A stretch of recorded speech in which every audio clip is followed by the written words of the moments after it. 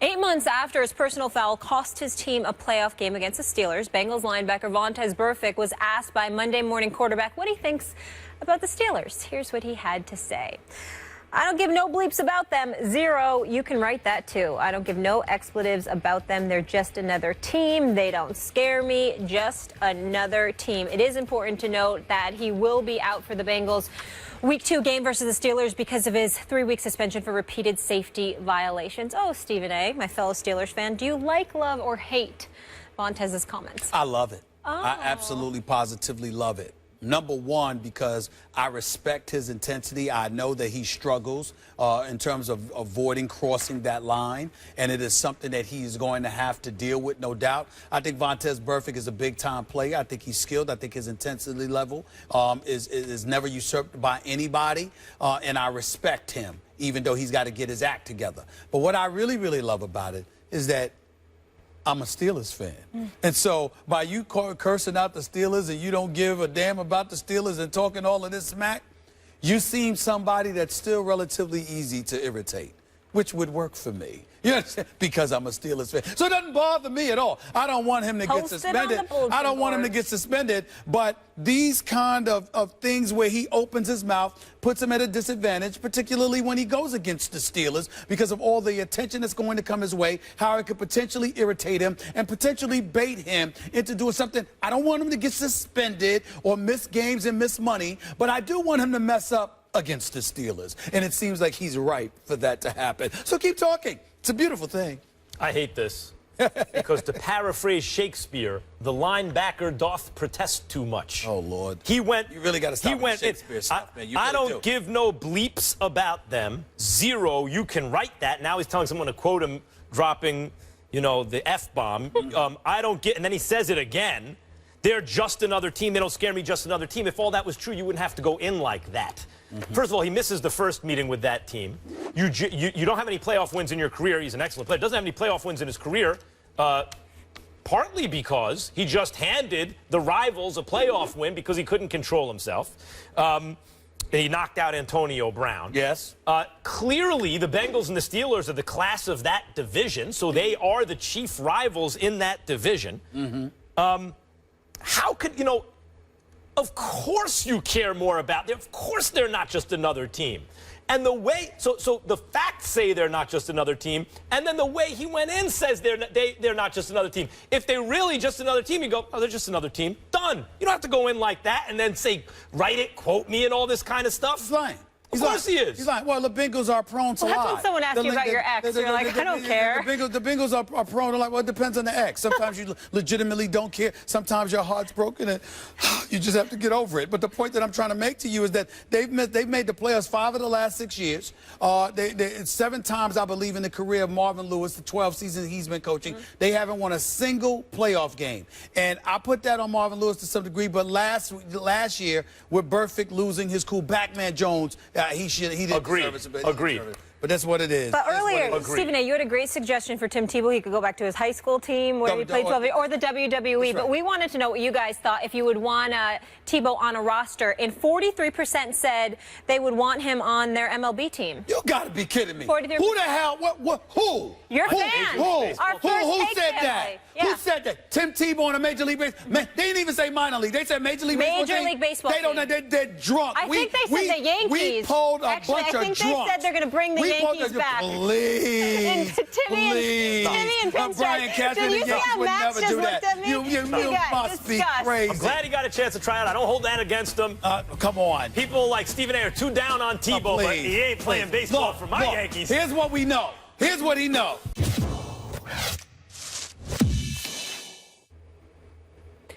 As we mentioned earlier, Teddy Bridgewater suffered a dislocated left knee, and an MRI revealed the complete tear of his left ACL and other structural damage in practice yesterday. So Bridgewater's out for the season. His backup is Sean Hill.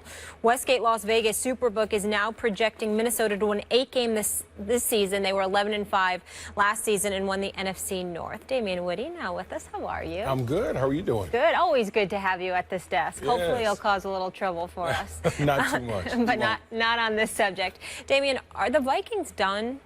Absolutely not. I mean, listen, we don't know what the Vikings, what their plans with Teddy Bridgewater, what their plans were as far as expanding, what they want to do with him offensively. But remember, this was a team last year that pretty much marginalized the quarterback position. The Minnesota Vikings had the fewest passes in the NFL, only 14 touchdown passes in the NFL. They had the 5th-ranked scoring defense. So you really got to understand how this team is built. There's a guy in the backfield, I don't know if people remember his name, called Adrian Peterson. You know who Adrian Peterson is, right? I think so. Yeah, he's pretty good. Okay, so this team is going to run the football. They're going to line up in 2 tight ends. They're going to play smash mouth, going to try to go over the top, and they're going to play great defense. That's a Mike Zimmer type of team. They're not going to, turn into Air Coryell all of a sudden and start slinging the ball over the field.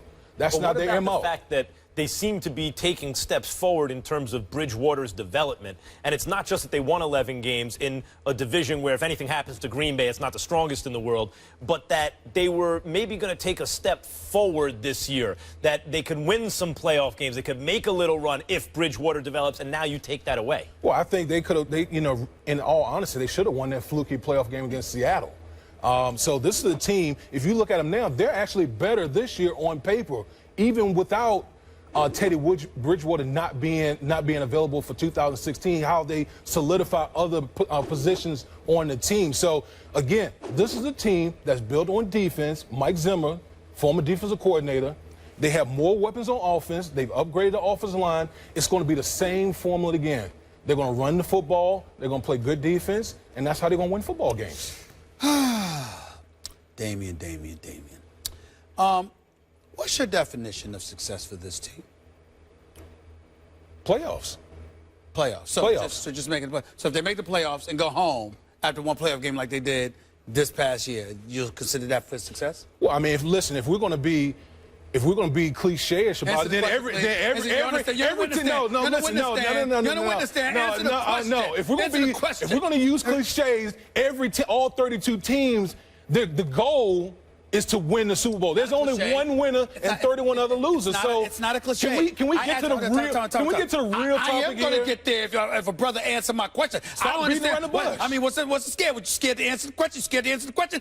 If the Vikings go to the playoffs and don't win a playoff game, is that your definition of success? Yes or no?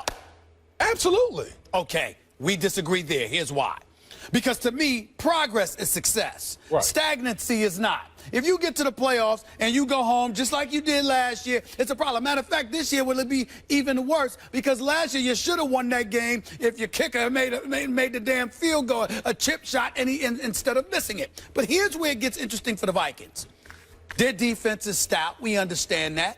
They went from like 30th in the league, okay, to like 5th in Zimmer's first year. These boys are no joke. Zimmer knows what he's doing. He's a damn good coach. Fair enough. Defensively, I have no doubt that they're stout. Offensively, you improved your offensive line. You still got the best running back in football. I get it. But Laquan Treadwell, a rookie, Stephon Diggs, I like him. Your leading receiver caught for 720 yards. Your leading receiver. And so when I look at the Minnesota Vikings, I've got questions about their passing attack. As a result, they're going to lean heavily on the run, which they should, because we all know that. But Damian Woody is one of the people that used to talk to me and was like, look, man, certain cats defy Father Time, but only for so long, Stephen A., because even though a guy like Adrian Peterson is a stud, eventually something's going to happen. You're going to have to give him some help. So, yeah, they gave him a little help with the offensive line. I got that, particularly with Boone going there. That's why you don't want Kaepernick there. But from the receiver's perspective, good point, actually. From the receiver's perspective, I'm looking at a Stephon Diggs. I'm looking at a Treadwell, Kyle Rudolph, I'm just looking at it and I'm saying, excuse me, let's look at the NFC because you do have to actually play people. You don't get to, it ain't shadow football, like shadow boxing. You actually have to play opponents. Okay. So let's look at those opponents. Carolina. Okay. And Arizona. Right. And Seattle and Green Bay. Sound like you're picking division winners. You do know there's like 2 wild card spots, right? What I'm saying is, okay. I'm saying if you don't get a playoff win, to me, that's not successful if you're coming off a berth to the playoffs the year before. You were going this way. Okay, so you got to make progress. What is so let me ask you this question. Yes. How many teams make progress without their starting quarterback? How many teams? I don't You're know. talking It's about, not many. the It's not Minnesota many. Vikings It's not need many. to, you know, It's not many. advance in the playoffs.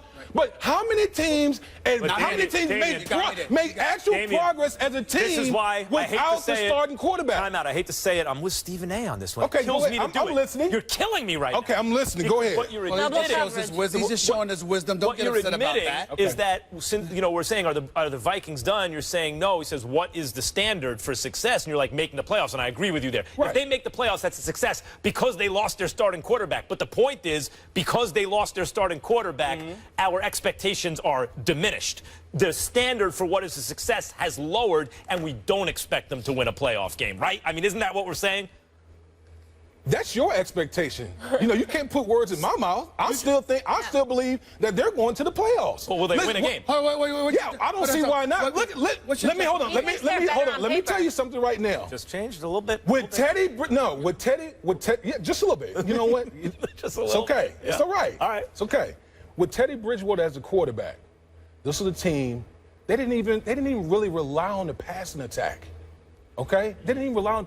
It's all about the defensive running game. So this whole notion. Let's get back to the original question. Are the Minnesota Vikings done? Done would mean to me that you don't even have the opportunity to play for a Super Bowl, meaning you're not making the playoffs. I don't think they're making the playoffs. I think they are making the playoffs because look at what happened last year. The quarterback position was marginalized. They didn't even ask Teddy Bridgewater to really do anything, and they still made the postseason. Jordy Nelson healthy this year. See, unlike Max Kellerman and unlike Molly, see, I'm going to call you on this because Okay, go ahead. I actually recall the things that you say. Go ahead. Remember when I tell you I give my speeches, I'm brilliant. Okay. Because I know I'm not. I listen to those who are. Okay. And I heard Damian Woody on several occasions talk about predictability, talk about the fact that what worked one year ain't going to necessarily work the next year because now we see you coming. Now, if you are great, that would be different. But because they're not great, because they're average or slightly above average, the fact that they don't have much of a passing game, the fact that they're going to have to rely on their running game, the fact that they're going to be able to do the same things that they've always been doing, and you consider the other teams in the NFC, it's not going to be good enough. You're supposed to upgrade. You're supposed to elevate. They did upgrade. How did they elevate? They upgraded the offensive line. They upgraded the wide receiver. They did upgrade the wide receiver. How? So Stephon Diggs can play. I know he can play. Okay. But Laquan Trevor, Charles Johnson. So you're relying on a rookie? You're relying on a rookie? He's going to contribute. There's no question about that. Listen, from where the quarterback position was last year to whoever's in there, it doesn't matter. It's all going to be the same. They're going to play off of their identity, defense, and running the football. I think the question 43% of their offense was the run. That's high. The question was, are the Minnesota Vikings done? Yes. And I say no, and I because say yes. the same formulas that they had last year will work again this year. They will play 9 games and they will miss the playoffs. They will win 9 games and they will miss the playoffs. Oh, well, that's why they play the games, All right? right, that's right. So when it's all said and done, then I'm going to come back and holler at you. We're going to have the discussion. All right, let's do it then. 9 wins doesn't sound like a done team to me. Can we go to commercial? Thank you. Up next, Rodney Harris.